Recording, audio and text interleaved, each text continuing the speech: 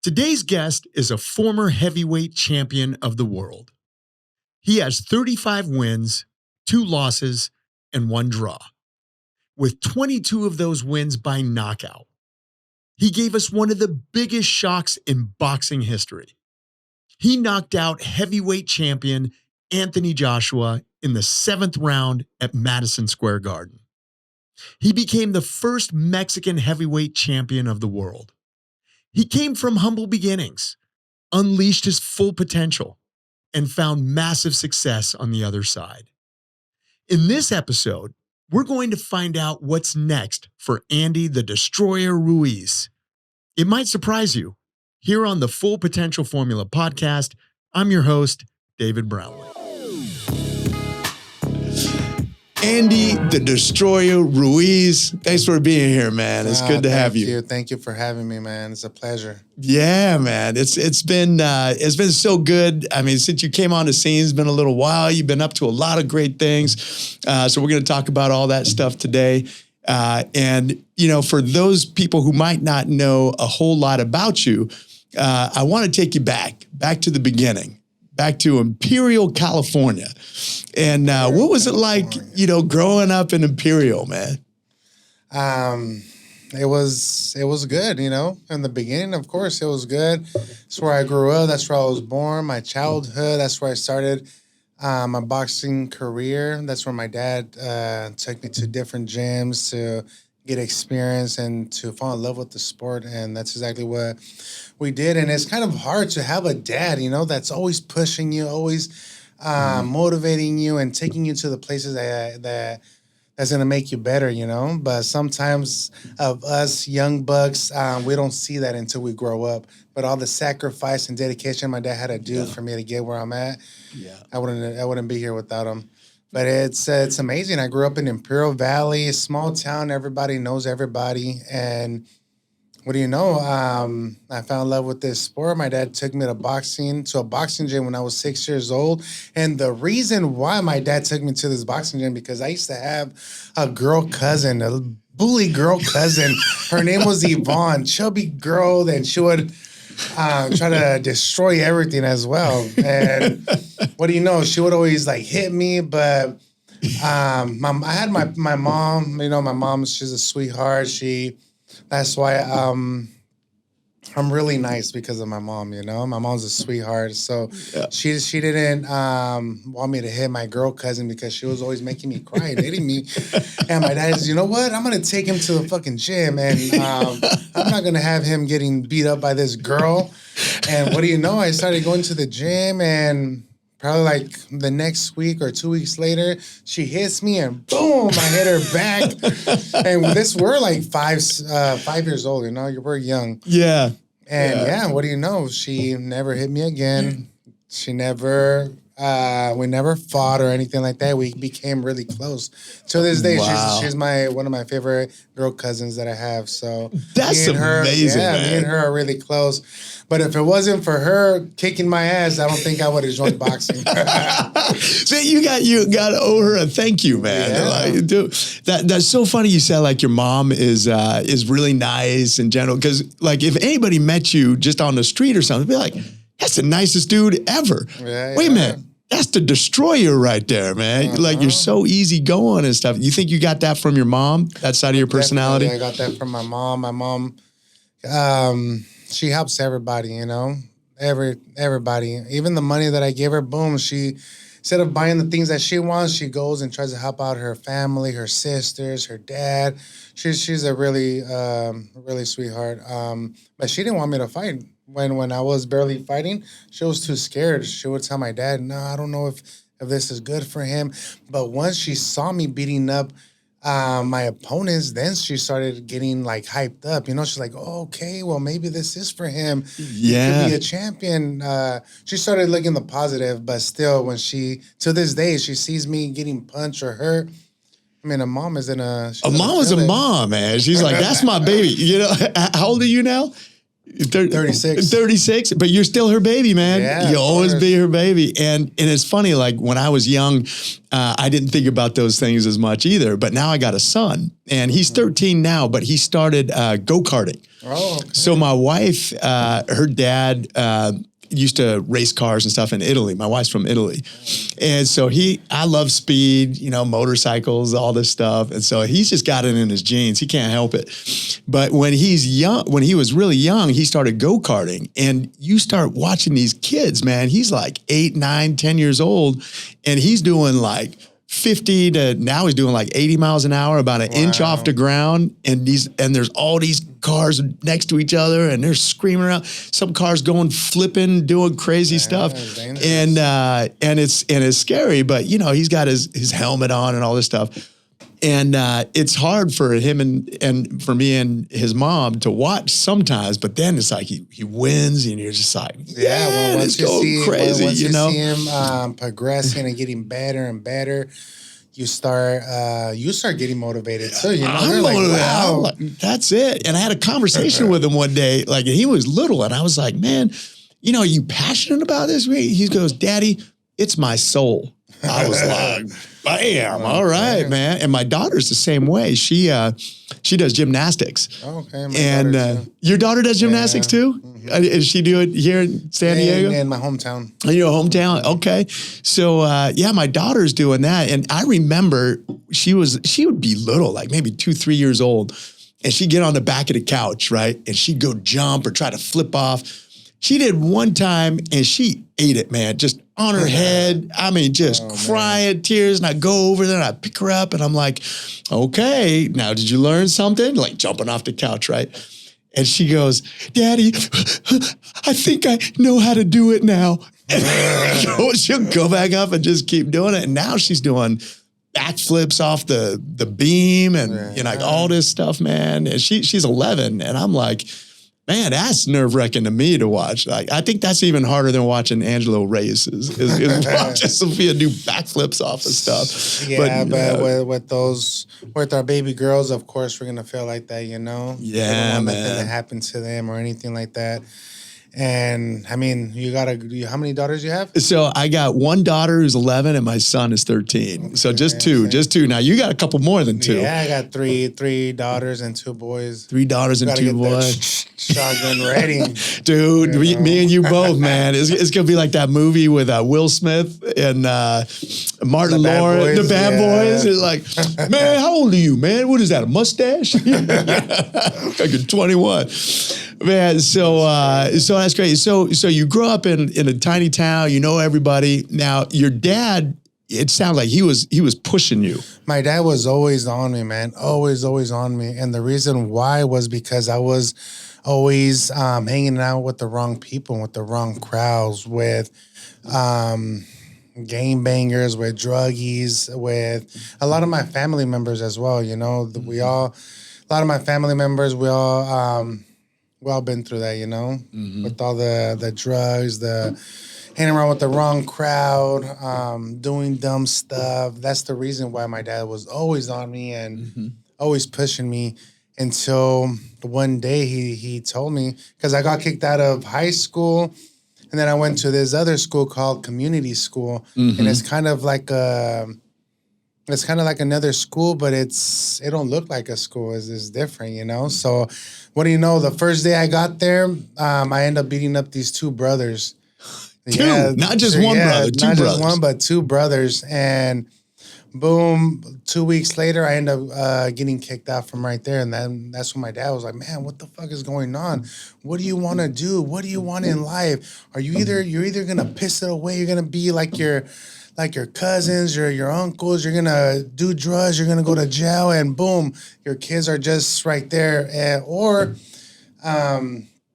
because I already had one daughter with my 18-year-old. When you were in high school? No, I was when I was barely going to start leaving over there. Yeah. My dad was like, man, what do you want to do? You're going to piss your life away, or I'm going to have to send you to Mexico City at the Olympic camp. And I was like, you know what? Fuck it. I'd rather go over there. So I ended up going over there. I had to win my spot. So I had to beat up the number 1 and number 2 heavyweights that were there. So I go over there and I make it look easy. And these guys were like, man, who is this chubby kid? Who's this fat chubby kid that's super fast? And beating up everybody. And what do you know? Boom. I get my spot. I'm in the selección. I'm representing Mexico for the Olympics, you know? So we're traveling around the world, getting a lot of experience, seeing a lot of new things, you know? And of course, it was a hard work. It was hard work, dedication, especially being in there, especially being in dorms and somewhere where you're not comfortable, you know? Yeah, yeah. And what was that like? I mean, so you go from a small town where you know everybody, right? And you kind of, you're kind of running things in Imperial, California. And then all of a sudden you go to Mexico City. And did you know people there when you got there? Nobody. I didn't even know how to speak Spanish a lot when I went there. That's where I learned. Yeah.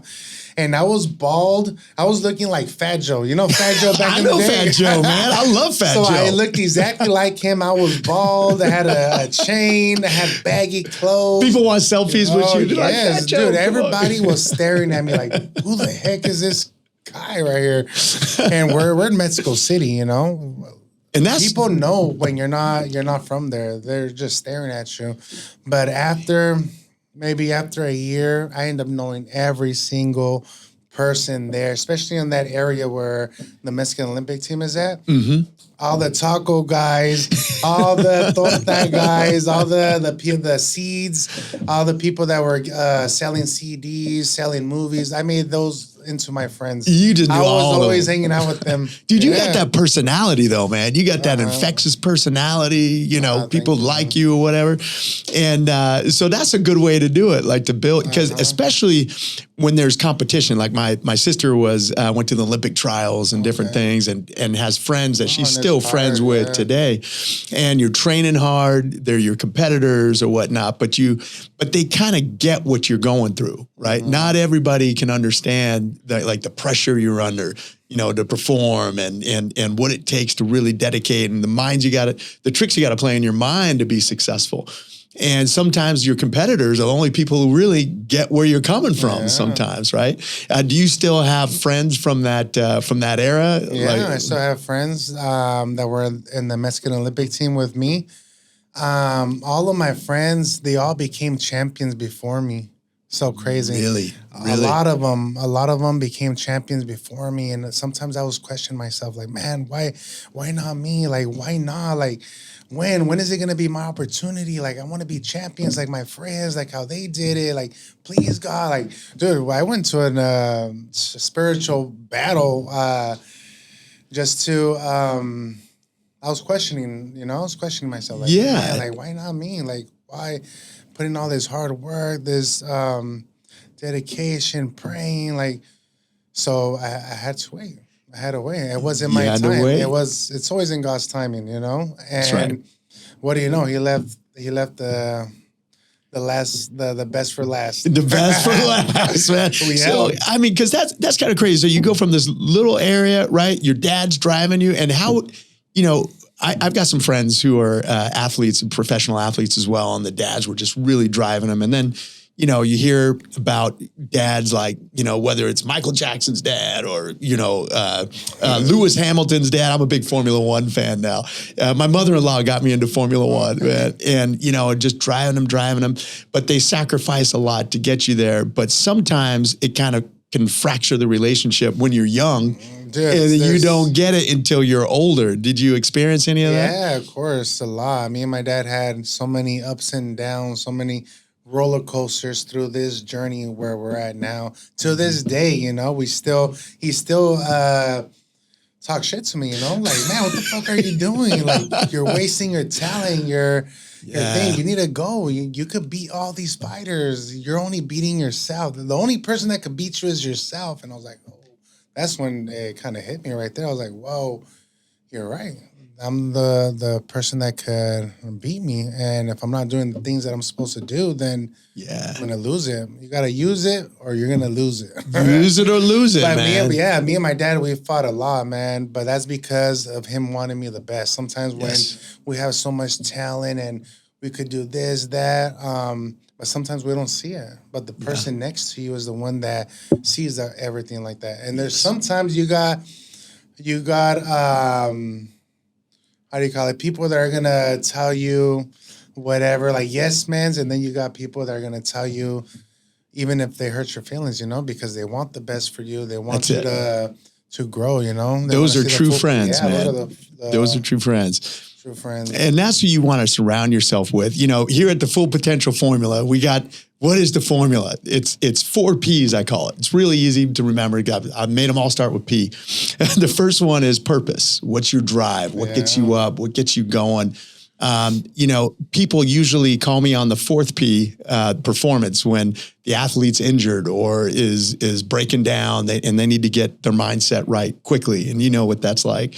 And if, the company's going through something, they got to bring me in or whatever. That's the 4th P, that's performance. And I think about performance as being like the icing on the cake.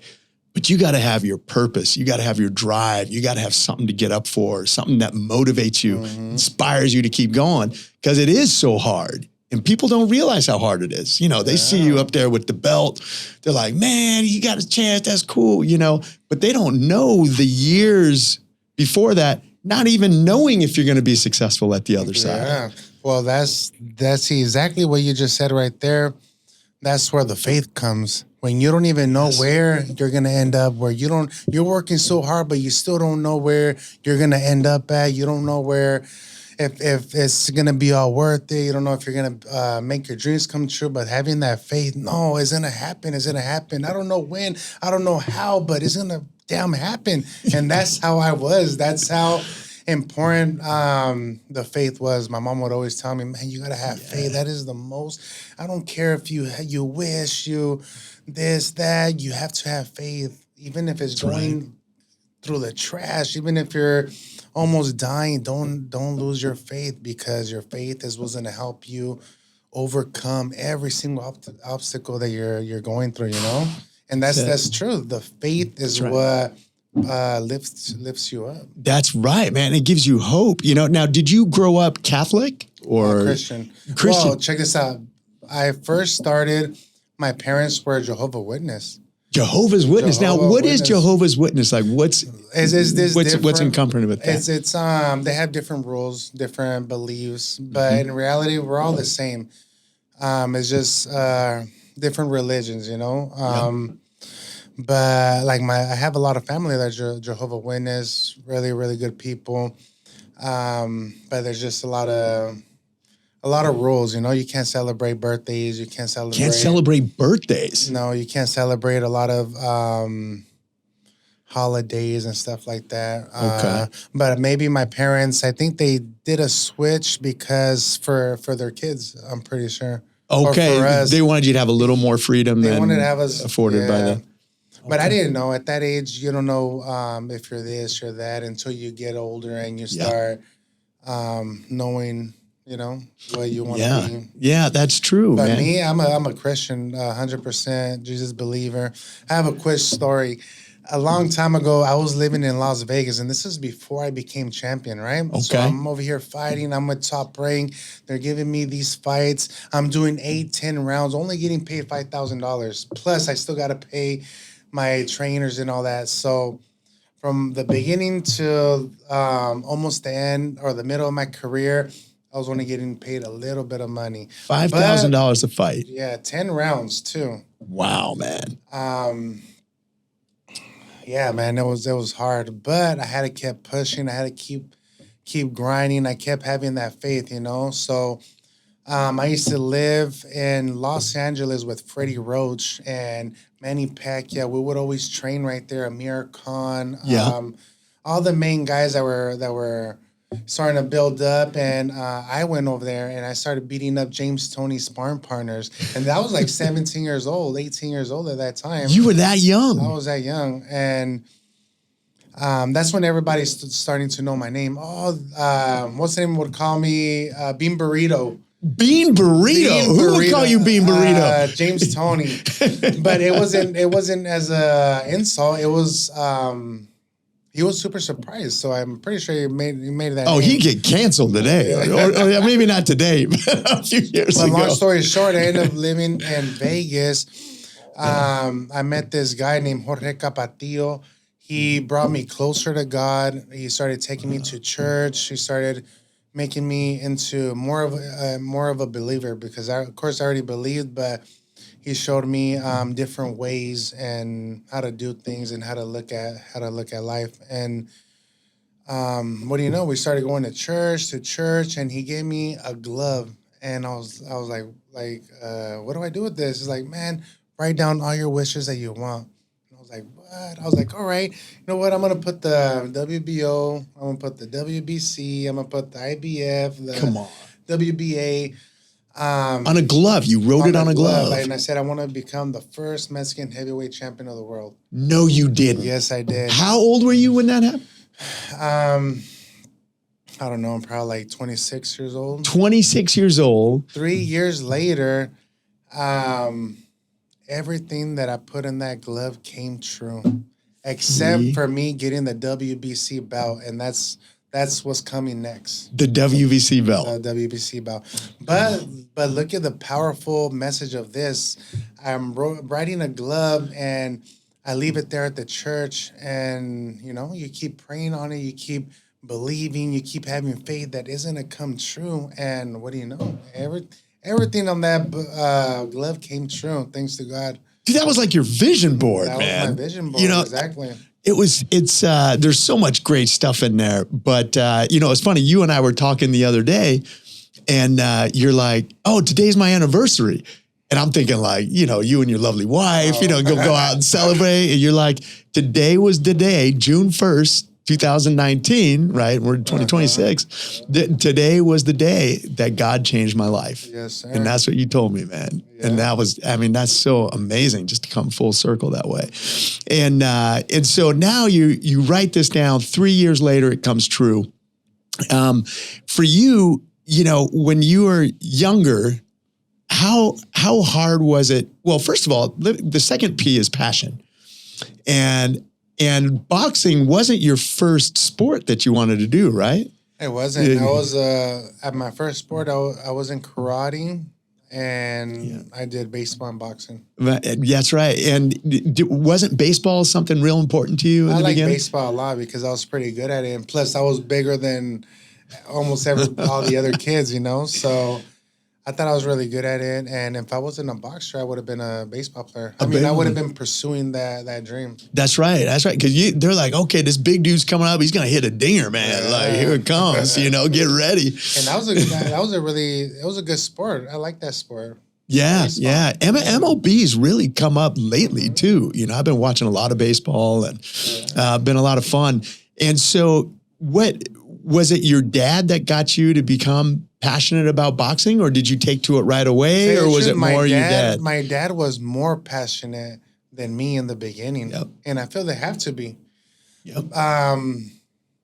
Besides that, my dad's story is my grandpa that I never got to meet. My dad's dad was a trainer. He was a boxing trainer, and he had his own gym, and he would train people. He had 5 kids, 5 boys, and none of them wanted to become fighters. None of them wanted to go to the gym and train and fight, and none of them wanted to do none of that. So if my grandpa was right here, Jose, he would have been super proud of me. Oh, man. He's with you, man. Yeah, one of those kids, he thought that they were going to become champions, but it was one of his sons, his grandson. So this is so interesting because a lot of times we want to please our parents, right? And we'll do things to please our parents, and sometimes, especially dads, it's sports. It's sports, right? And that's a way we can connect with our parents, make them proud of us, because as kids, that's what we want to do, right? That's exactly what I did. I was trying to please him. There's times that I didn't want to fight, bro. Yep. There's times that I just wanted to go play with my friends. If you tell him, I didn't have a childhood life like everyone else. That's right. I was always having to travel, go to different tournaments with different teams as well. I didn't finish school. I didn't even graduate. It's a lot of things, but having to please our dad when we're young, that's when they're pushing us, right? When they're pushing us. And you're like, I just want to go play with my friends, man. I just want to go play, go play in the park, man. He would go to my friend's mom's house and boom, boom, looking for me. I'm over there hiding. Wow, you were hiding because you didn't want to go box. Exactly, I didn't want to go. I would tell my mom, you think you could tell my dad that I just want to stay here and I just want to relax? And no, he wouldn't. Yeah, going to the fucking gym, But that's what it took. And I think that's what people need to hear, because a lot of times, you know, where they're scrolling through their feed, they see your success and all the great things you're doing, you know, and then they're like, but they don't know the other side of it. The things that you went through from childhood, like not being able to go play with your friends whenever you want to, not being able to go do that. Someone told me that I was living my dad's dream. Yes. Or something like that. That's why he pushed me so much that it was like if he was living it as well. And and it was kind of true. It was true. It was mostly more of my dad's dream because that's what his dad wanted him to do. And I think that's what he wanted from the childhood, but he didn't have the discipline. But it's hard, man. It's hard having a dad always on you. There's probably like 10 times that I told him, I quit. I don't want to fight no more. Right. One time I broke all my trophies. I probably had... You broke your trophies? I had a lot of trophies. And I broke them because just for him, just to make him mad. Because I knew that it meant him more to him than to me, you know? Yep. So there's, like I said, there's ups and downs. There's a lot of roller coasters through me and my dad, but... I love my dad. If it wasn't for him, I would not be here where I'm at now. Man, that's powerful. Yeah. That's powerful. You love your dad. You wouldn't be there where you are now without him. And that's cool. Is there a message you want to send to your dad if he's watching right now? Dad, I love you, man. And I want him to come over here so he has real good stories, man. Dude, I love to hear the stories. And this is before everything happened, before I started fighting, before I became champion, before I was trying to make history and become the first Mexican heavyweight Olympian for Mexico. But I did it in the professional way better. Man, because your amateur record was crazy. 105 wins. 105 wins, yeah. But think about it. My dad had me at 6 years old. He took me to the gym, and it took me 1 year to have my first amateur fight. So from 7 years old till now I've been fighting. And you were so big, you had to fight older kids too, guys, right? Exactly. So that's why I wanted my dad to come and tell these stories, because I was young and my dad didn't care. I was probably like 10 years old sparring 16, 17-year-olds.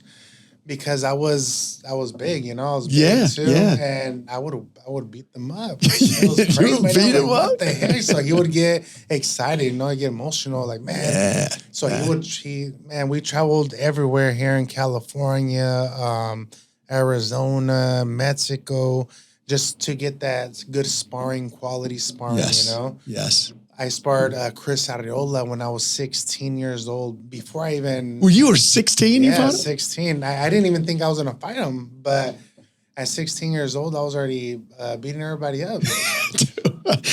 Man, it was funny. I remember being a kid. I was probably like, I don't know, 8 or 9. And I was at the YMCA and they had a boxing program or whatever. And I had on one of those helmets with and headgear or whatever.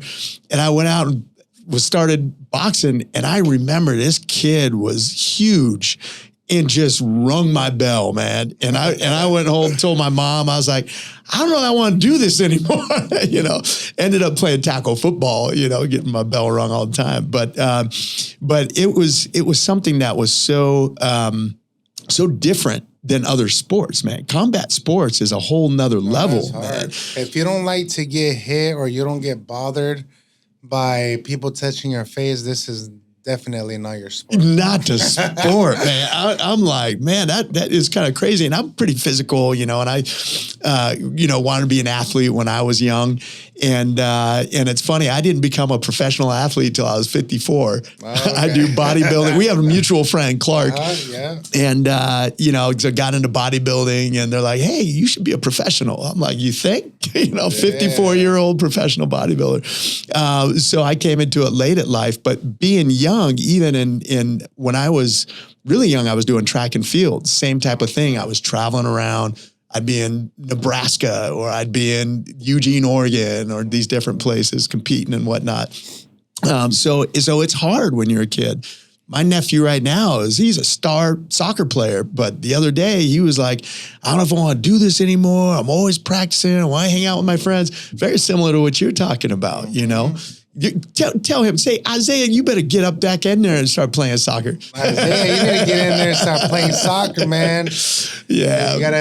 You gotta be the one breaking the chains off that in that life, you know. You gotta be the first millionaire in that family. That's exactly what I wanted to do, you know. I wanted to become the first. I wanted to break those generational crushes or curses. Man. And like you're talking about, my mom's from, you know, South Central LA.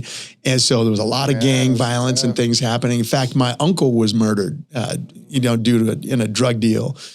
And she said, oh, no, not for my babies, you know. So she moved us out to the suburbs. Okay. And then that comes with its whole own type of different thing, right? Because very white neighborhood, handful of black people that were in there. One of my buddies became a famous soccer player out of there. But so then you're dealing now with like racism and all types of different things. Wow. Like when you were coming up, you know, you said, you talk about it freely, like I was the chubby kid, but how much did that affect you as a kid? People saying you're overweight and you can't do this. And no, it affects you a lot, especially when you're young, because you start believing those things, you know. You start like, man, I am fat, man, I am too big. I can't fight these big guys that I'm going to be fighting. I'm too small. Maybe I'm not too strong. Maybe this guy is right. I am a meatball. Maybe. Damn. Why you got to be a bean burrito and a meatball, man? Like bean burrito, meatball, man. They could call me whatever they want because I came a long way from people underestimating me, from people not believing in me, from people saying that I wasn't going to do nothing. Especially with the people that I was around with as well, you know, with the wrong crowd. Yeah. But yeah, I believed in myself. I did everything that I had to do. I listened to my dad, listened to my team, and just got to play the cards right, you know? And you got to keep pushing and pushing, because sometimes there's a lot of times that I wanted to give up and be like, man, maybe I'm not going to get the opportunity. Maybe I'm not going to get the chance to fight these guys or to fight for a world title. Yeah. There was a lot of times that I wanted to give up, especially when I fought Joseph Parker in New Zealand for the WBO Championship of the World. It put me down so much because I thought I won that fight. Take us back to that fight. Take us back to that fight. I remember that. Yeah, I thought I won that fight, but a lot of people don't know I had even drama before I even went all the way to his hometown to go fight him. I had drama. What happened? No, I made some dumb mistakes and things that I shouldn't have not done, and it caused problems between me and my family, like my partner, and I ended up going over there and just not in the right mind, you know. That's right. But I was still motivated. I was still wanting to win, you know. But sometimes when I was there in New Zealand, it's like if I wanted to come back home to make things right instead of winning the championship of the world, it was weird. I don't know how my emotions and feelings were upside down.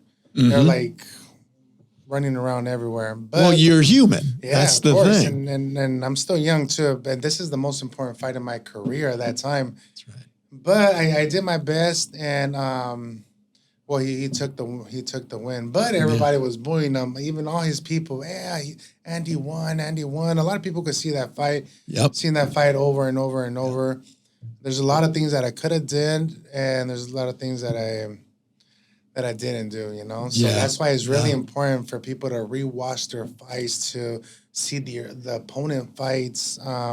I was just going to ask you that. How often do you go back and look at tape and then learn from yourself, like, I could have done that better. I could have done that better. And then you take that, go work on that thing. Especially the fights that you know that you feel that you didn't do good, for sure. You gotta go back to to looking at all the mistakes that you did, all the punches that you could have thrown. You could have done this movement. You could have done that.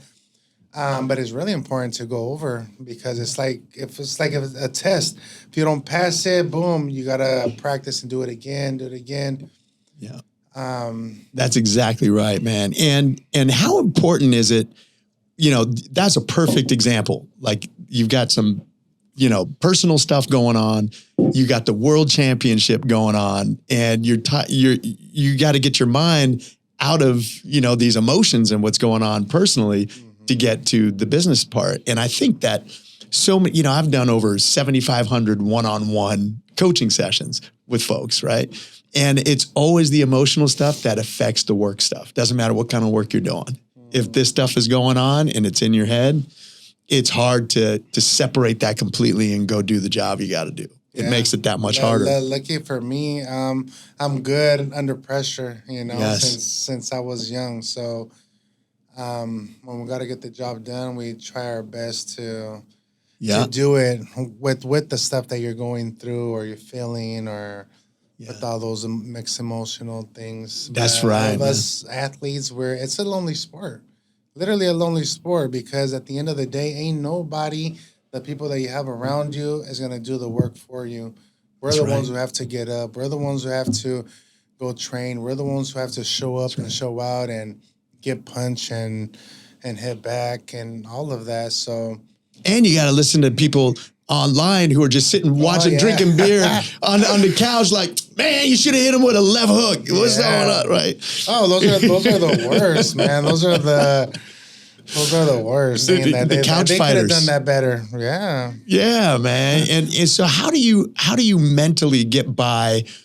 Or, you've been doing it for so long, right? But if you were going to talk to somebody who maybe has haters or, their work or their family, people are trying to bring them down, what would you recommend to somebody to get through that mentally, like to get that mental strength because going? Everybody needs to understand everybody has their own opinion and everybody can say whatever they want and what they feel, especially on social media now, Yep. But you got to use that hate you got to turn it into fire and have it inside you and use that as a motivation. It's like a tool. You got to use your haters as motivation and that you want to prove them wrong. Sometimes there's a lot of people, man, I don't care about my haters. I don't need to prove nothing to them, only to myself. But sometimes you get more motivated and more, how can I say, more, I don't know. Like more fires on them. Yeah, you want to prove them like even more, Yeah, it motivates you. Yeah, but I still don't think that it should get anybody to their head, Of course, people are going to, oh, man, why did he write that to me? Like, why? Man, who cares? That's his own opinion. That's... And that person would never say that to you in person. Yeah. They'd be like, no, hey, wait. fool, why do you... Oh. No, I have a lot of people that tell me a lot of bad things, man, but at the end of the day, they could say whatever they want. And, that's right. It's their opinion, and I don't wish nothing bad against my haters because if anything, all my haters are mad because they haven't seen me fight. All my haters are mad because they see all the talent that I have, but I'm not using it. They want to see me beat up this guy and that guy, and I'm frustrated as well as they are. So let's talk about that, man, because that's a real thing, right? So you come on the scene. I mean, I just love this story, man. Like, we all were fans of Rocky and whatever. You're the real life Rocky Balboa, man. Like your story is even crazier than Rocky's story. So you were fighting. You were getting paid $5,000 a fight, and then you fought. What's the name of the guy you fought right before Joshua? Like that week before. Tell us the story. Take us back. When I fought... before you got a chance for the heavyweight. Okay. Chance. So I was with a promotional company. I was trying to get out of that promotional company because they weren't giving me opportunities. They weren't paying me enough. They weren't doing what they're supposed to do. So... thank God, this beautiful man. His name is Al Heyman. Yes. This man changed my life, and he believed in me. So he was like, you know what? I'm gonna pay those $200,000 to get you out of that contract, and you're gonna sign with me with PBC. Yes. And I was like, what? Okay. I was like so happy, man. I was like, all right, for your first fight, we're gonna give you $500,000. And I was like, what? I was like jumping up and down, man. I was like so happy because this is my biggest payday, right? Yeah. It's my biggest payday. Not even in the world title I got paid that much. Wow. So man. this is just my first fight out of Top Rank. I go to PBC with Al Heyman. And this guy really believed in me, and he gave me an opportunity. And what did I do? I took advantage of it, and I executed, and I got this guy out. Like in the fourth round, he didn't want to come out no more. This big Russian. What was his name? I'm blanking on it. I think. Dimitrenko, that's it. I think Dimitrenko, really big Russian guy, some guy that was supposedly going to be one of the top guys. Yeah, I think he was from Germany or something like that. Yeah, so I ended up beating him, and what do you know? It went viral, me beating him up, and then I seen the fight with Gerald Miller and Anthony Joshua. It got canceled because of some steroids or something that he was taking. So me, I'm like, man, I just got done fighting. I ended up beating this guy up. Everybody knows what happened. This was literally like maybe 1 week after I fought. I was like, you know what? I'm gonna hit up Eddie Hearns, and this is Anthony Joshua's manager. And I told, hey, Eddie, I'm ready. If you don't have an opponent, I'm here. I'm ready. I just got done fighting. Look at my fight. I'll fight Anthony Joshua for that fight. Texted him. I did not know this part of the story, man. So I'm the one who texted him. I'm the one who tried to get this fight going. And what do you know? He messaged me back. What? I'm over there all screaming and like, babe, they messaged me back. I'm probably gonna get this fight, blah, blah, blah.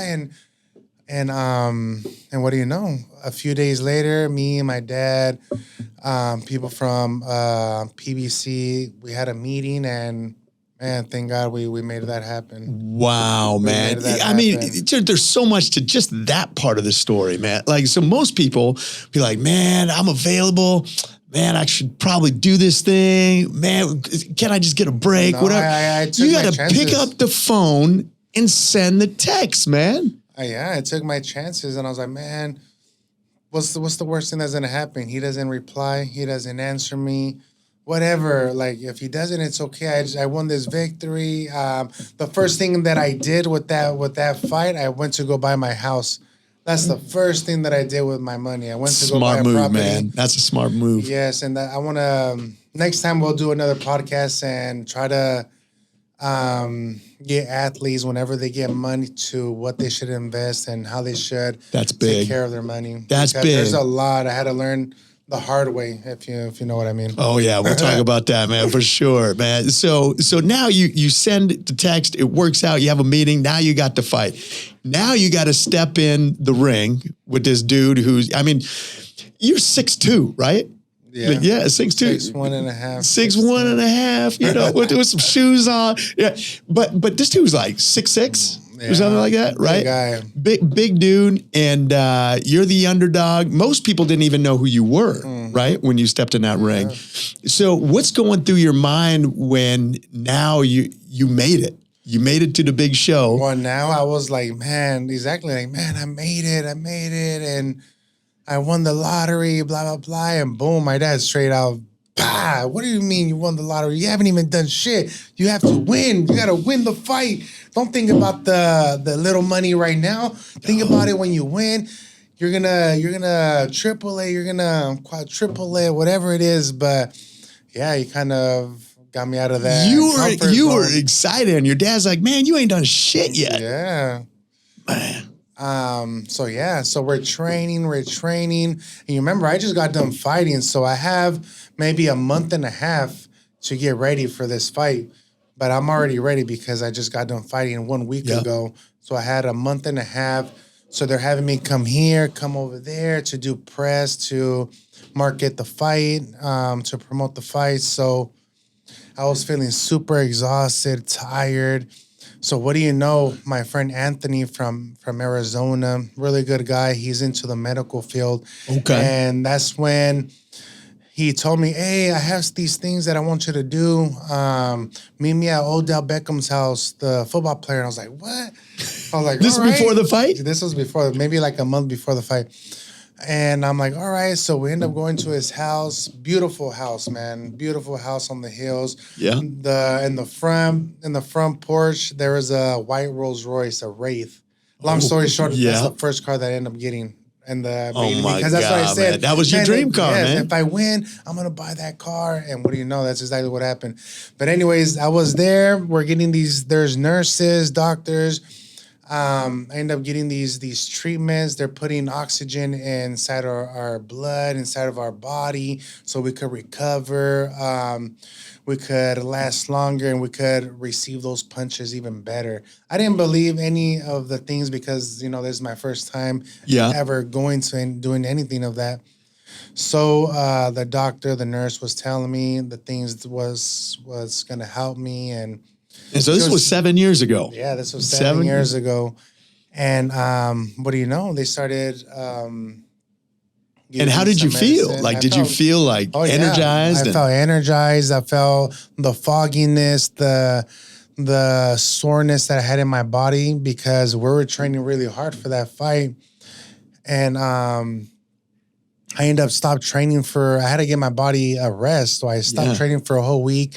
And I did these supplements that Odell Beckham was doing. And what do you know? That helped me recover. It helped me get energized. It helped me absorb those punches and recover faster. I didn't even feel none of the punches that Anthony Joshua gave me. Okay. None of them, except for the one that I did not see coming, because those are the ones that hurt. But other than that, I felt amazing. I felt so really that's good. amazing. Okay, so now you do this treatment, and we got to talk more about that treatment because it sounds like the super treatment. And then you're in the ring. You had never been knocked down or anything, right? No, I never. So all of a sudden he catches you, and this was the third round, and he pushes me down, and he gets me with the upper and with the hook. Boom, and it's like a blink of an eye. It's like if you blink your eyes right now and you're on the floor and you're like, what the heck just happened? What the heck? So I'm So what's going through your mind? Right now you're like laying on you're not laying on the mat, but you're down on the mat, holding yourself up. So I'm sitting down right there and then on the floor, and the first thing I'm like, God, please help me, God, help me. But I'm trying to stay calm. I didn't want to get up so fast because people, when they get dropped, they get up so fast. Boom, they get up all dizzy, right? Yeah. Me, I did it completely opposite. I waited. I heard the counts that he was counting. I waited until 7 or 8 to get up. So I waited until I fully recovered, Yeah. And to tell you the truth, I wasn't even hurt. I was more like, boom, like, man, what the heck just happened? You were shocked, Yeah, I was like, what the heck? So I got back up and, I did my thing. Dude. And he got me with the straight right hand. That one didn't hurt. And then, like, when you did catch him in the 7th, right, and you got him, like, in his temple, right? Like, back here. That was on the third fight. I mean, on the third round. Oh, that was the third round when you got him out. After he dropped me, I got back up, and then I dropped him. That's when I hit him in the temple. He fell. And that's right. That was... Yeah, all his nerve system, everything was all bad that day. That's right, man. Mm-hmm. And then once you did that, and that was the third round, sorry, did you have a sense that, dude, there's a real chance I'm going to win this fight? I knew I was you could even tell every reporter, you could tell every interview that I did, I kept telling everybody, man, I'm going to win. I'm going to make an upset. I'm going to do the upset. I don't know how. I don't know how we're going to do this, but I'm going to do it. Dude, I told everybody was like, man, like, this kid's tripping. This guy's crazy. This kid's tripping. But yeah, I don't know. I was just saying what my mind and my body and my soul wanted to say. And that's what it was. I'm gonna win. I'm gonna win. I'm gonna make history. That's what I kept saying to every single person and interview guy, everybody. Man, that's incredible. And so you were feeling that in the fight. I was feeling it because I have faith that it was my moment. Yeah. For some reason, everything is going so well, everything is going so good that I don't know. You felt like, man, nothing could go wrong. You know, if it's God's plan, there's nothing that anybody could do to stop it. Nobody. That's powerful. That's powerful. That's powerful. And we made it happen. We made it happen. After I knocked them down, after I won, after the referee was like this, I was jumping up and down like a kid, like I don't know. Like if I got the ticket of the lottery ticket or something, I was just jumping. I was saying "suck it" to everybody that was booing me. Suck it, suck it, suck it. That is the best revenge for haters is winning. As an athlete, you win, that'll silence the haters. But after I won, everybody got up, everybody was clapping, everybody was super happy for me. Because a lot of people don't know the journey, the road, all the things that I had to go through to get to where I'm at. And, you know, you write a story and things don't go your way, so you got to rewrite it. You know, you want to do it better. Right. And that's exactly what we're doing now. Felt God has given me another opportunity to become a 2-time heavyweight champion of the world. God gives you something, you don't do the right things, he takes it away. So let's talk about that, man. So now you're the top of the world. You're on Joe Rogan. You got your Rolls Royce, man. Yeah. You know, I thought it was so cool. Like one of the first things you said in a press conference, you said, "Mama, I did it. We don't have to suffer anymore." Yeah. Right. And everything's good. And you just had the whole world behind you, man. And then what happened between there and the rematch? So right there, it happened so fast. I mean, it's like if you give a kid something that he always wanted and he goes crazy, you know? It's like if you give someone that's trying to do a diet or something and then you give them like a buffet, of course he's gonna eat everything, boom. And that's kind of what happened to me. I told God that I wanted to become the first Mexican heavyweight champion of the world and make history for Mexico. He gave it to me. I told him the things that I wanted to do, that I had to do, that I was going to do. I did not do those things. So what happens when you make a promise to God and he gives you your promise, but you don't do the same back? He punishes you. He takes the things away that he blessed you with, and that's something to this day I always regret. To this day, it still hurts me, but I had to go through that to learn. You know, I had to learn. Yeah, you gotta go through things to learn. But at those moments, I was getting dragged over here, over there. I was going with a lot of different famous people. I don't want to say who, but I was everywhere, and I guess I was living my best life at that moment. But it's like if I totally forgot that I had a rematch.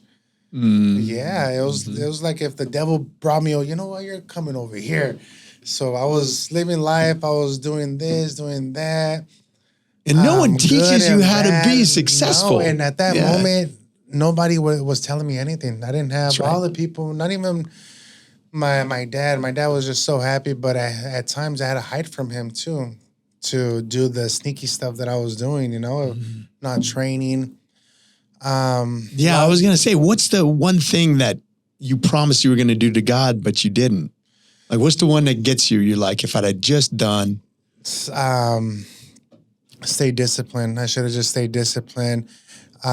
Keep representing his name and do all the things that he wanted me to do. And that's basically that, putting his name up and high where people recognize him. How did this chubby kid, fat kid became heavyweight champion of the world? Well, God gave me those tools. God gave me that vision. He gave me that faith, and he gave me the strength to become that person. So I feel that was my mission. That was my purpose in life, to get those unbelievers into believers. Man, if this chubby kid did it, I could do it. If God helped him become who he was, man, I'm going to get closer to God. I'm going to do this. I'm going to do that. That's what I was supposed to do. But at that moment, it's like the world grabbed me, and Man. I was And up see, and you're down that inspiration, everywhere. man. Yeah, and to this day, it still hurts me in my heart, and I feel I let God down. Not just God, but all my people and my family, my fans, and but I believe in second chance, and I believe that God is going to give me that opportunity again. Right. Maybe I lost it, but He's going to bring it back to me, because sometimes you have to go through. God has to put you to go through bad stuff so He could make you reborn from the bad person that you were before. So 100%. That's something where I believe and I have faith. I am going to become a 2-time heavyweight champion of the world, and it's just the time. And it's not my time, it's on God's time. But we're here. That's the thing, man. You keep having faith, you're here. And a lot of times we get the plan in our heads, and we're like, I'm going to do this, and I'm going to do this by the time I'm whatever. And by the time it's not on our time. Sometimes we don't get to decide. And I think that's really important for people to hear a couple things. The fourth P, so purpose, passion, it's people. Who are the people that are around you in given moments? You probably heard the 5 people you spend the most time with, you become an average of those 5 people, right?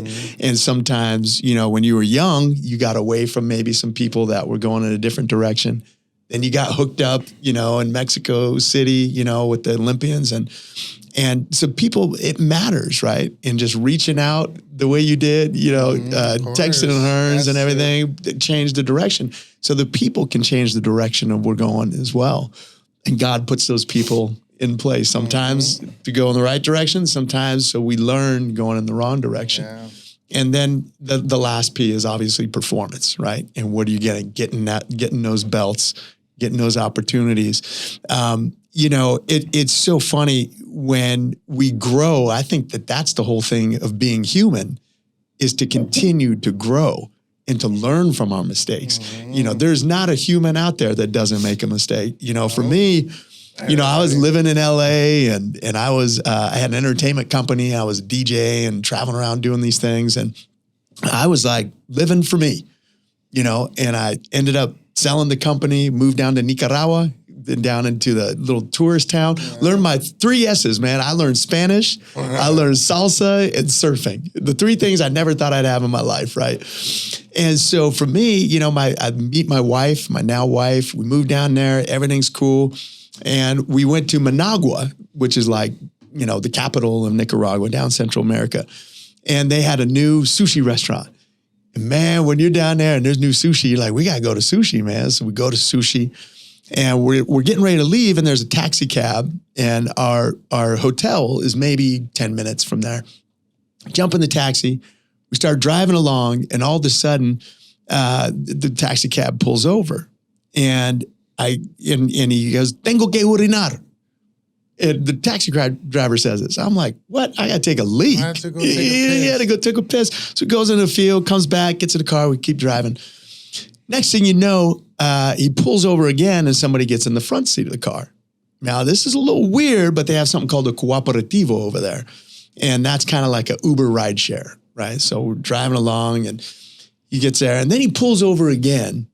And this time somebody gets in the backseat. So if you can picture this, we got a taxi cab driver, somebody in the front seat. I'm behind the taxi cab driver. My wife's next to me. And then there's this other dude. And you ever get that sinking feeling like something's wrong? Oh, yeah. Dude. That's a setup right there. That's a setup, man. And all of a sudden, the dude in the front seat pulls out a handgun, puts it in my face and said, "La plata, la plata, la plata." And I'm like, shit. So I grab his gun so he can't shoot me. But what I realized was the dude next to my wife was his partner. So he pulls out a knife. He comes at me. I scoot out of the way. He catches me right here in the ribs, pulls it back out again, shoves it into my thigh. Pulls it out, blood squirting everywhere. Wow. And I knew in that moment I had to bring down the temperature of the cab, right? So he takes the gun, beats me in the face with it a couple times or whatever. And I'm telling my wife, no, it's cool, everything's cool. And now I'm speaking in Spanish. Everything I'd ever learned about running businesses, influencing people, communicating, all in Spanish. And about an hour later or so, we went to an ATM, we got them the money and whatnot. They got my wedding ring, but my wife took her wedding ring off and sat on it. That's good. And that wedding ring just was like our protector or something, right? And so anyway, they take us, up into the mountains a little bit. There's some nice houses out there. I'm like kind of like the Beverly Hills of Nicaragua. And I was like, okay, this is good. And then I see a dirt road. And I'm like, as long as we don't go down that dirt road, everything's going to be fine. Dog, he went down that dirt road and the light gets dimmer and dimmer and dimmer behind us. And it stops and they have us get out, get on your knees, get on our knees and close your eyes. Just close our eyes and you're just waiting for the next sound. And it was of the taxi cab driving away. And it was crazy, man. And then my wife had a white dress on. It was just all red. And she didn't realize I'd gotten stabbed. And so she started screaming, blood all over. And I was like, baby, no, it's okay. It's okay. And I took my shirt off. I tied a tourniquet around my leg. And you ever see those horror movies, like zombie movies, like a B movie? Yeah. And then the credits are rolling and they're like walking along the street. Like that was us. That's how you guys were? That's what we were, walking back. And we got to this house and there was a cuidador, a security guy. He calls the EMTs, whatever. Had a few stitches, no big deal. But the deeper part of it is like if you've ever been in a near-death scenario, you start asking yourself, like, did I make a difference? Did I do enough? Did I leave the legacy I wanted to leave? And I was like, no. And I was like, God, if I get another chance at life that you blessed me with, I'm going to dedicate my life to serving others and to helping other people and motivating, inspiring others. Yeah. And that's what I've been doing for the last 13 years now. And so now when you take the focus off yourself, you put it on somebody else, like, how can I serve this person? Mm-hmm. Man, life gets so good, Start looking at things a lot different. A lot different, right? And so now, back to your story, now you've got this second chance. And what is it that you're building now? After all the haters, the pinnacle, God takes it away. Now we're watching a movie, right? Now you're not the Rocky, man. You're the destroyer, right? And so now what's coming on in this second chapter, like in the second act? Well, the second is just continue the mission, the same mission that God had for me. I have to finish it. I got to finish that mission because it's still not over. From all the ups and downs, roller coasters that I've been through in my life, and that's of the mistakes that I put myself in that, So we have to understand that it's not life, it's you making those decisions, you putting yourself in the wrong places that you're not supposed to be at. Those are the things that I've learned a lot, having the right team with me, and becoming a 2-time heavyweight champion of the world, man. I did everything this way, my way, so now I have to do it not my way no more. I gotta listen to the other people, I gotta listen to my team. I need to listen to what God tells me, everything. But that's the main mission. The main mission is to, how can I make the unbelievers into believers? How can I make a transition, a switch, a big switch where people can recognize and be like, you know what, this guy is changing. This guy, look, he lost everything and boom, he's back on top. He's a 2-time heavyweight champion of the world. I want God to do that miracle on me because now I know how to use those tools. I'm not gonna mess up again. I'm not gonna let the world swallow me back in to him and make me do all kinds of sin. I need to do everything the right way, and especially having, how it is, having the right team behind you and supporting you, telling the right things that you're supposed to do. Those are the people that are really successful. And thank God, surrounded me with really, really great people. Even like my fiance that I have right now, she supports me 120%, even though no relationship is perfect or the best. But we'll grow, or we're gonna take into our arms, and I mean, we all do problems, you know. Yeah. We're all problems, but who are you gonna put up with those problems with for the rest of your life? So One of the greatest gifts. Someone told me that, and I was like, what? That's so true. That's the gift. Yeah, but having the right people around me, I feel God is putting the right people around me, and like with Evelyn, she's my secret. She's like my weapon. Oh yeah, we're gonna talk about that for Evelyn sure. is my weapon, and that's something that God put me next to, and she's been helping me recover so much from all the injuries that I had, all the surgeries, and a lot of people haven't seen me fought because of my separation as well, you know. Tell me more about that. That could hurt somebody a lot too, you know, especially when you're going through how can I say, like a spiritual battle as well, you know. Like I said, no one's perfect. I'm not perfect or anything like that, but we all make mistakes and we learn from them. But so you're talking about a separation from your wife. Exactly. We had a separation, and that's one of the reasons too why I kind of laid back and I wanted to focus more on my family and try to make things better, you know.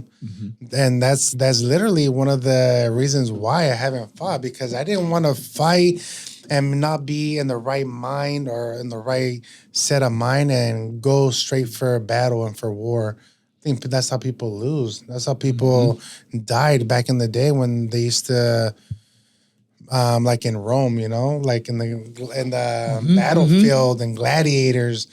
If you're not in the right set of mind, I don't think it's good for you to be in the battlefield.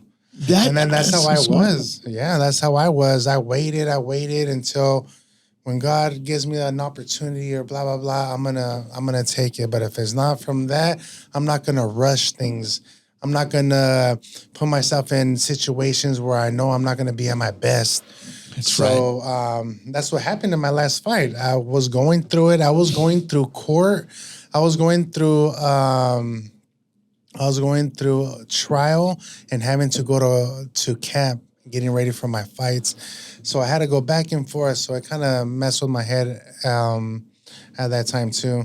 But I didn't see it. I was like, you know what? I'm not scared. I'm not going to back out. I'm not going to chicken out. But knowing that my mind still wasn't there. Yeah. And I just did it. But this time I was like, you know what? I'm not gonna rush things. I'm not gonna force things.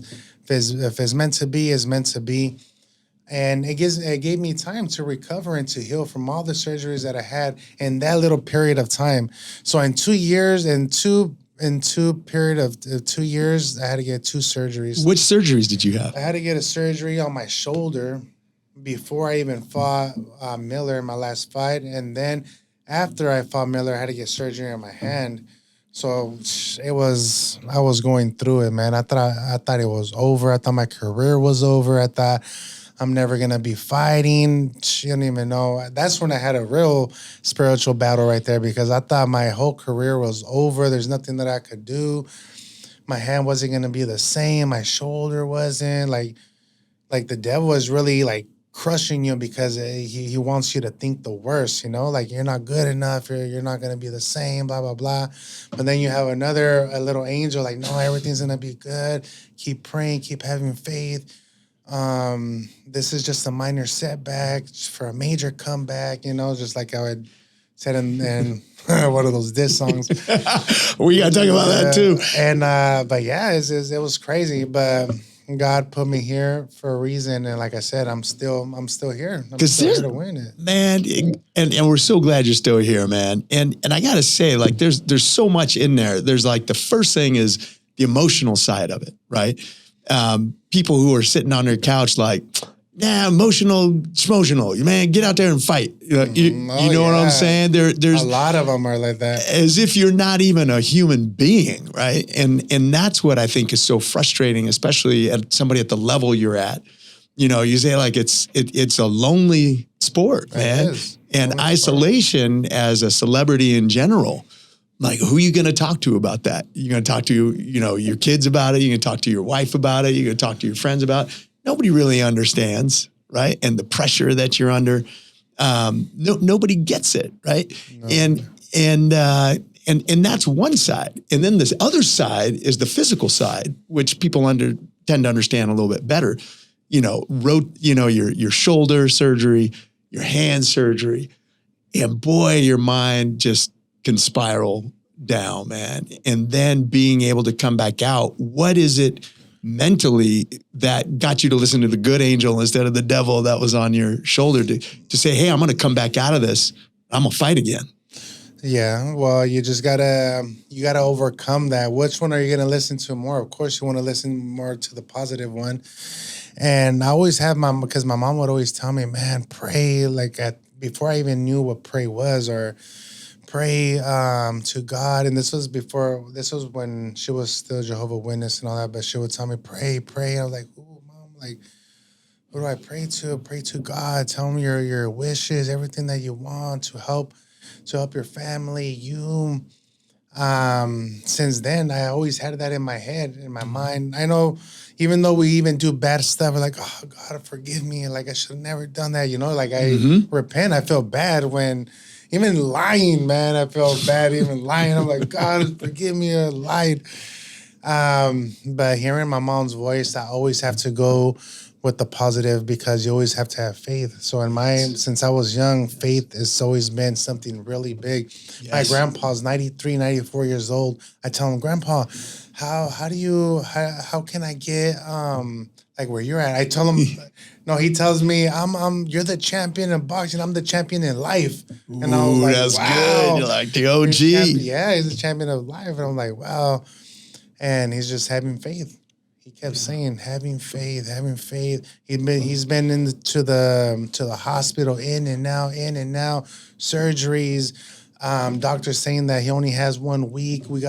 All the family has to go to the hospital to say our goodbyes. Yeah, right. 2 years later, he's still living. Yeah, he's right. Still eating menudo. He's still eating menudo. Yeah, we were talking about that. He wants. But he's the champion of life, and he's one of the inspirations that I have inside me too, because he motivates me a lot. That's powerful, man. I was, one of my passions is skiing, and I love skiing. And a few years back, my buddy and I, we went skiing up in Utah, and it was pretty cool. Like this fancy place. We had this a guide taking this little group, and they took us up in the trees doing all this. Have you ever skied before? Yeah, it's too hard. It's hard, man. I kept falling. My ass was sore. Couldn't sit down. Dude, it's tough in the beginning, right? And everybody goes through that. And so we're going down. We're skiing some pretty cool stuff. And then we're just on like a little, we call it an intermediate slope.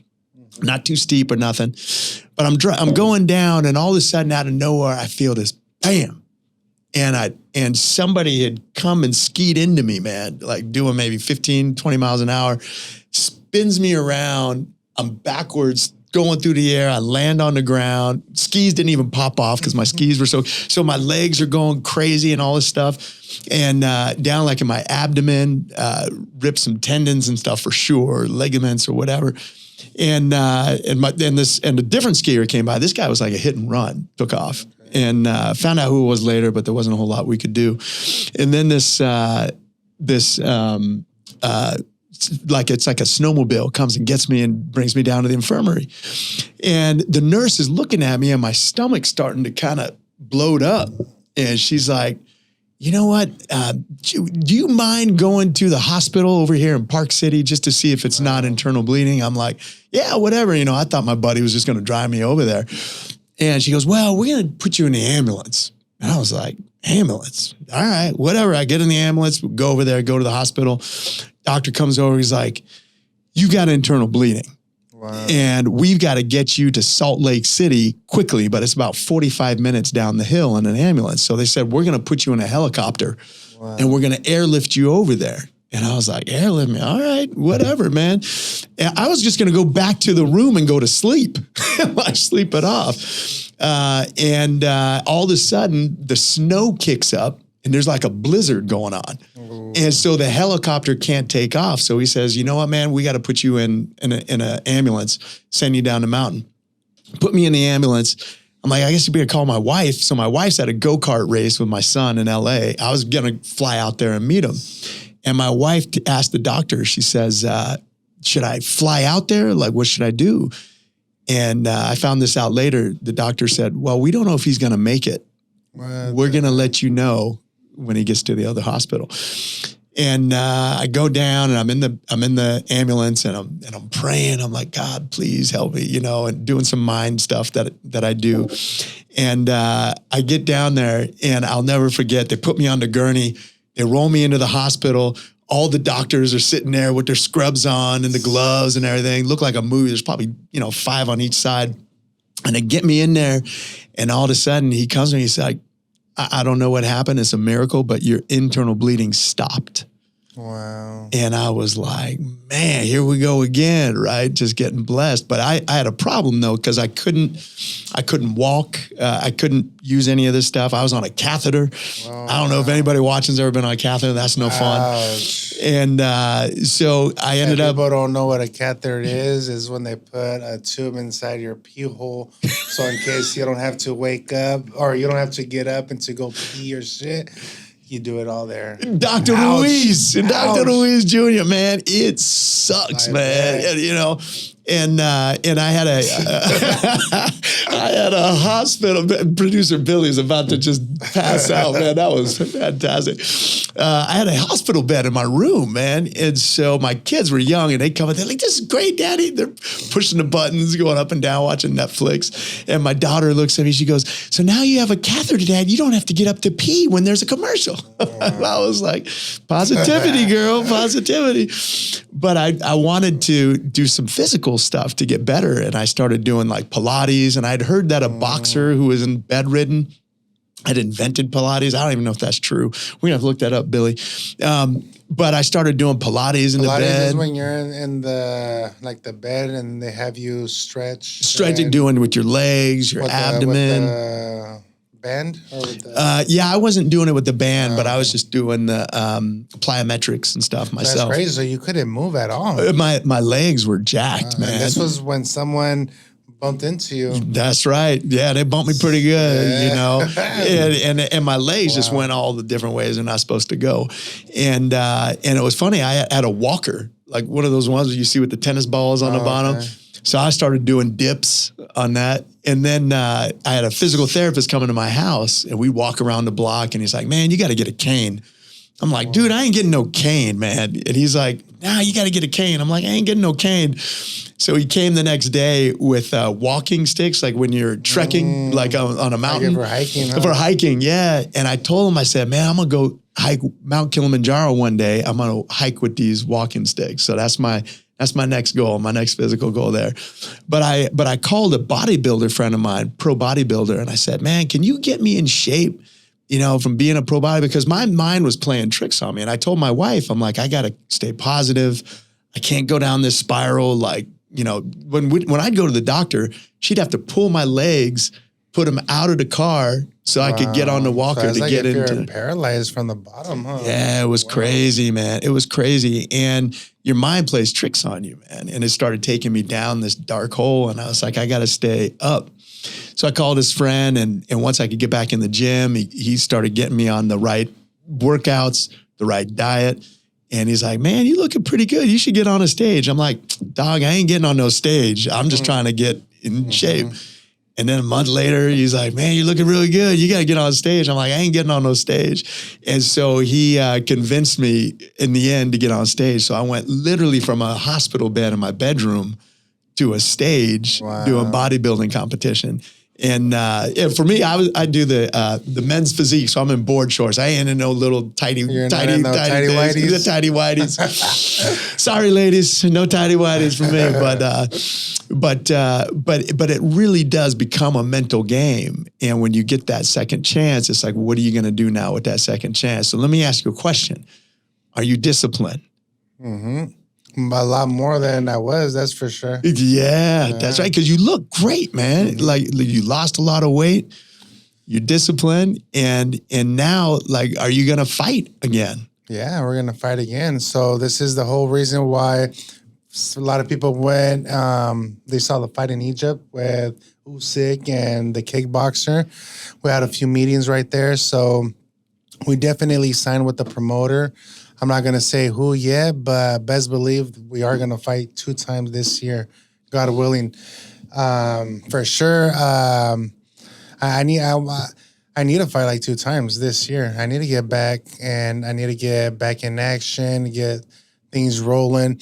But for my first fight, I want to get somebody not too hard, you know. I want to get someone to look good and to feel good and get my mojo back. Basically, you know, is really important, especially in being smart and the way that you're gonna jump back up and you got to have those right opponents for you, you know? So we could do good, look good, feel good, and move on to the next and get that big fight that we're looking for. The trilogy with Anthony Joshua, Tyson Fury's basically looking for an opponent, but he's doesn't know who he wants to fight. There's Usyk too that fought, that got beat up by a kickboxer, but you never know. You can't underestimate nobody, and that's something that I would always say since I was an amateur.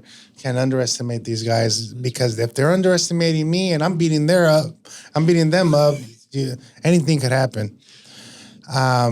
You guys start texting, man. Yeah, it works out for you when you start texting. That's exactly what happened. I started texting and we went around. We started negotiating from different promoters, and I thought we picked the right one that suits with my plan that I have for the comeback. You know? That's amazing. This is the first time you've ever talked about this, right? This is the first time I ever. You heard it here on the Full Potential Formula podcast, ladies and gentlemen. Yes, sir. We'll be back in action.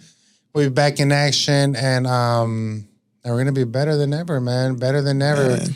I believe it. And so let's talk about, I mean, I know you don't want to give away too much of your secret sauce, but you do have some secret sauce right now. You want to talk a little bit about? Well, I have my secret weapon. That's basically my partner, Evelyn. Me and her, we run E-Core Wellness, and this is something where it helped me recover from all my injuries, from my surgeries. My hand is better than ever. So all these heavyweights better watch out because his hand is like a Thor hammer. It's back, man. Yeah, it's back. Man. But so what is E-Core Wellness? E-Core Wellness is a clinic that we have in Encinitas. Me, Evelyn, there's a lot of other workers in there. Beautiful staff. Everybody loves everybody. They treat you well. They don't just go over there and try to look for a Band-Aid. They go over there and try to look for the problem, the cure, to try to fix that thing so you don't have it no more or it doesn't come back.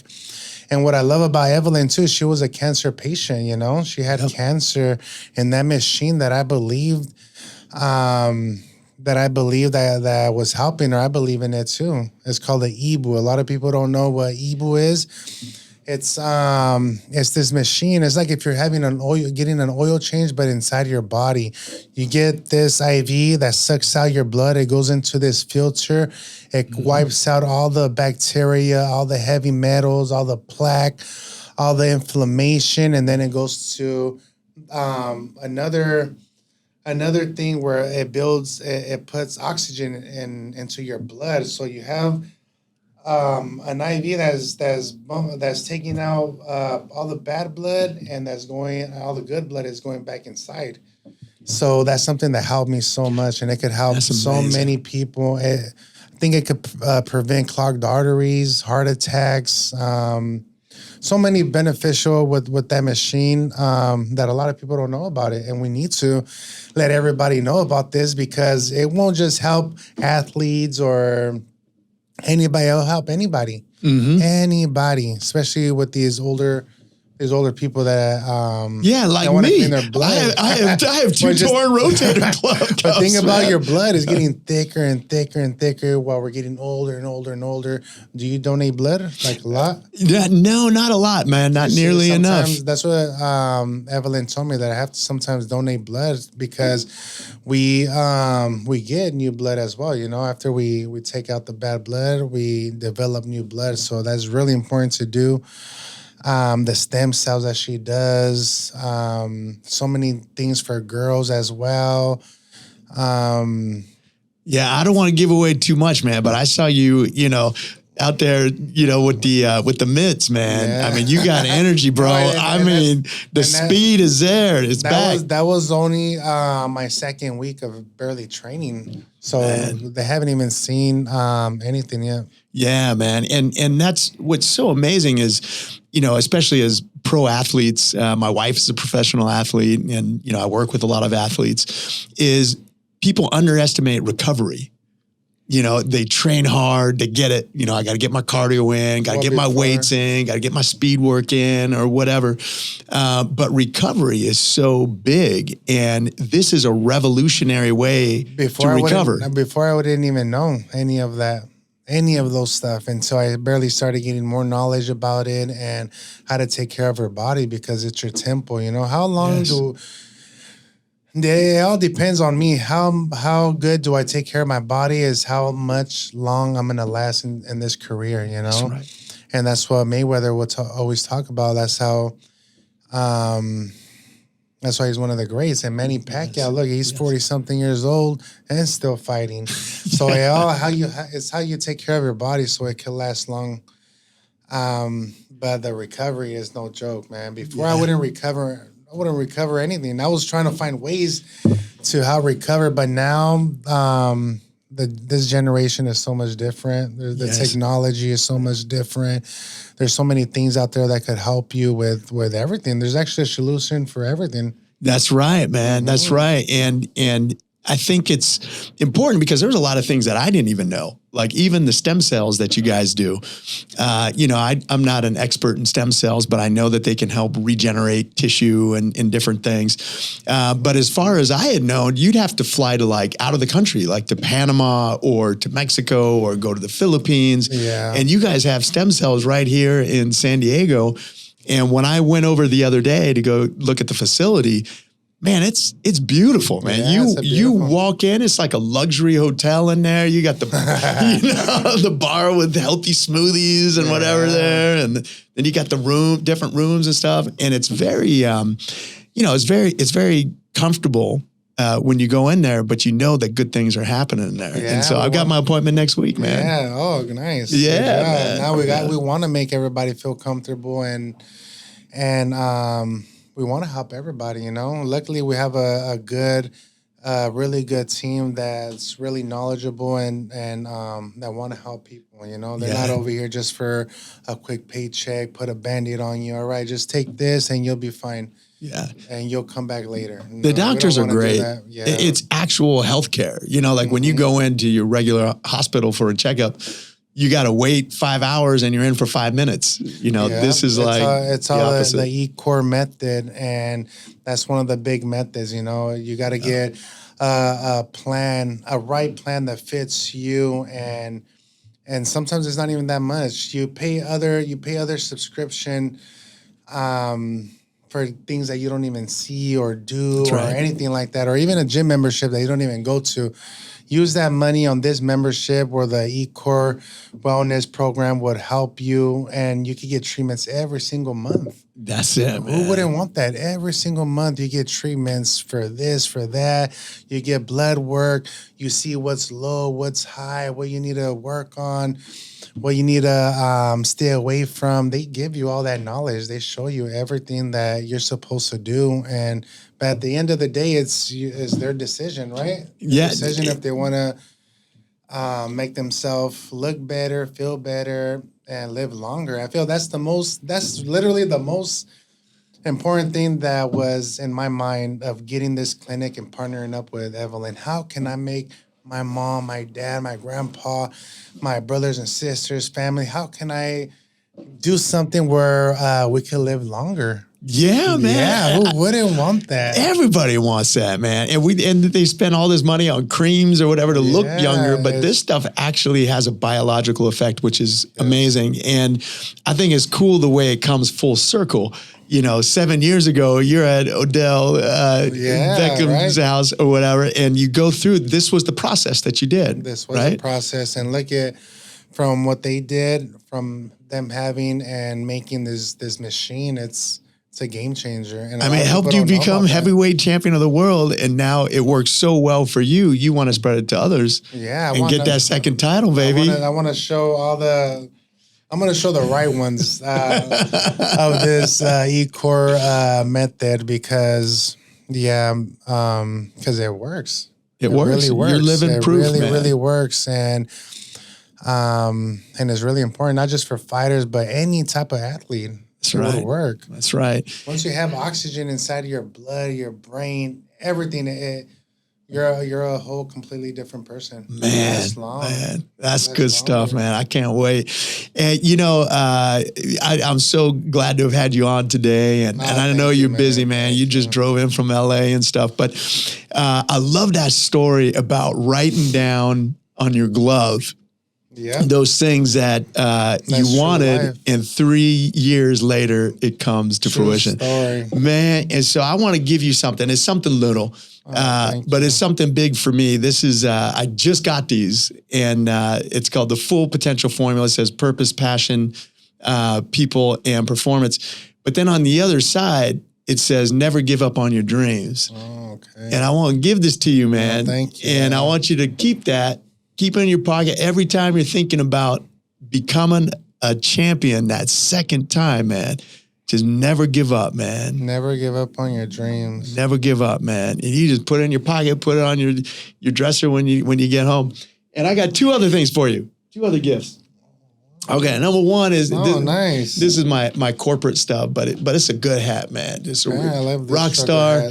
That's been my brand for a lot of years, and man, you're gonna look good in it. And did we say that you do drink bourbon? Did you like bourbon? Yeah. Okay. So I don't drink anymore. But once I start camp, not this is after camp. Wow. You can drink this after. You can drink this after you get your next belt. Wow. So I've got a bourbon collection at my house, and I don't drink anymore. But this one is a Weller 12. Are you familiar with this one? No. Oh man, this one's good, man. It's smooth. Just on the rocks. I like to do it on the rocks, especially like this one. I'll drink it on the rocks. You could put it in an old fashioned or something, but one like this, man, it's so smooth, man. You just put a rock on it, just go and you sip it. Sweet victory, man. I want you to have this, even if you don't drink it. Even if you don't drink it, I want that to be. You got that tat on your bag, Victorious. Yeah. This is the Victorious bottle for you, man, right there. Hey, thank you, man. Appreciate you. My pleasure. Man, I need to bring you some gifts as well. Since I've been going up and down everywhere, I'll bring you some gifts. Well, you know where I'm at, man. Promise me you'll come back. I promise you. But I'm gonna come with my father. Dude, I want him to good. tell you, really good stories. Love to meet him, man. And I want to see stories of me too. Like I want to hear other stories that he hasn't told me, or he probably did tell me, but I probably forget. But I like to reminisce and hear those stories because it motivates me too, and how things used to be and how they are different now, and just like of what we had to go through to be where we're at now. Those are moments and memories that they don't go away, Those are special moments, man. That's what life's all about. All right, man. Go get them, man. Thank you, man. Get out. You got things to destroy out there. Go get it. All right. Hey, we will see you guys in the next episode.